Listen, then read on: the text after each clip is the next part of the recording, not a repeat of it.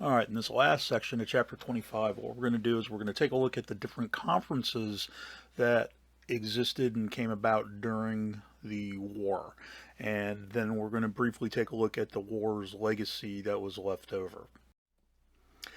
The first conference was actually held in Casablanca. At this one, FDR and Churchill will meet in early of 1943, and they agreed to essentially invade Sicily and Italy, and that Germany must unconditionally surrender at the end of the war. The following one was the Tehran Conference. This included FDR, Churchill, and Stalin was now invited in November of 1943. At this meeting, they agreed that England and the U.S. would liberate France, and then the Soviets would invade Germany and then join in the war against Japan. Now, probably the most important of these conferences was the Yalta Conference. This is the last one where FDR will actually be at because of his death.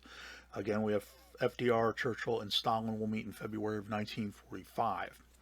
They agreed to the following at the end of the war. Germany would be divided into zones of occupation, which we end up getting the creation of West Germany and East Germany. And Berlin will also be divided into 4 different sections, one controlled by the Soviets, which makes up East Berlin, and then West Berlin was divided into 3 subsections that the French, the English, and the United States actually got to control. Now, the biggest point of contention is actually going to be the free elections in all liberated countries. The U.S. kept to this with one exception, and England also, which was Israel, and we'll talk about that one a little bit later. But the big one was the fact that Stalin totally blew this off. He kind of like sidestepped it through a loophole. He allowed free elections in these countries, but only allowed one individual to run for power. So essentially, the Soviets maintained control over this, and this is one of the issues that's going to really start the Cold War. And finally, the Soviets would enter the war against Japan, and they agreed to the formation of what would become the United Nations. FDR goes ahead and he dies shortly after his return trip from Yalta. He died of a massive stroke while he was resting in Georgia. And then Harry S. Truman will take over as our president. Then we have the Potsdam Conference. Now, at this one, we have Truman, of course, since FDR has passed away, and the UK had elected a new prime minister, Clement Attlee. You can see their picture on the left, the bald-headed man with surprisingly almost what looks like a little Hitler-esque mustache. And of course, Stalin is still in power, and they meet in July of 1945.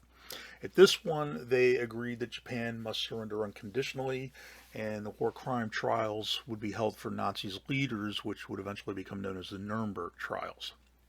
Now, this one was a little bit more contentious, mainly because Truman had already developed the bomb and was in the works of getting ready to launch it, and he thought he really had the upper hand. The problem was Stalin has already known about this, and the plans have actually been smuggled to the Soviet Union, and they've actually started developing on their own atomic weaponry. Finally, we get to the war's legacy. The cost globally was 15 million dead, and the Russians really took the brunt of this. Roughly about 25 million to maybe 30 million were their total number of deaths. The U.S., we lost 300,000 troops. This is, with the exception of the Civil War, these are more deaths than any other war, all the other wars we fought combined. And one of the other things we'll see is the United Nations will officially be created in April of 1945 and essentially goes into immediate effect of essentially trying to remain as the peacekeeper of the world.